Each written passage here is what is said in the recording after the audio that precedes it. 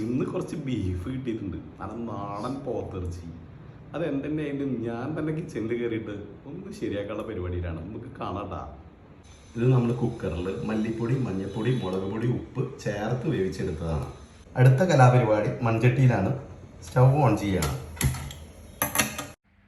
ചട്ടി ചൂടായാൽ ആവശ്യത്തിന് വെളിച്ചെണ്ണ ഒഴിക്കുക. അതിനോടൊപ്പം ഉലുവ പൊട്ടിക്കുക. കടുക്, പച്ചമുളക്, ഇഞ്ചി, ചെറിയുള്ളി, വെളുത്തുള്ളി, ഇതെല്ലാം ഒന്ന് മിക്സായിട്ട് വരണം. 1/2 കിലോ പോത്തിറച്ചിയാണ് നമ്മൾ ഉണ്ടാക്കുന്നത്. അതിലേക്ക് നമ്മൾ പെപ്പർ ഒരു 1/2 ടീസ്പൂൺ ഇടുകയാണ്. ഇതിലേക്ക് നമ്മൾ വേവിച്ച് വെച്ച പോത്തിറച്ചി ആഡ് ചെയ്യാൻ പോവാണ് ഞാൻ.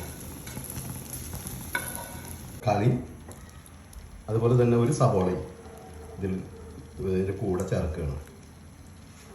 ഇതിന് ഞാൻ കുറച്ച് തേങ്ങാക്കൊത്ത് മിക്സ് ചെയ്യണം. എൻ്റെ മോനെ എല്ലാം കൂടി ഒരു മിക്സിങ് ചെയ്യാൻ പോവുകയാണ്. ചെറിയ ഉള്ളി അതിടുക. ചെറിയ ഉള്ളി ഇടാൻ അതിൻ്റെ സബോള ഇട്ട് കഴിഞ്ഞാൽ ചില മതിരിക്കും. അതുകൊണ്ട് ചെറിയ ഉള്ളി ഇടുക.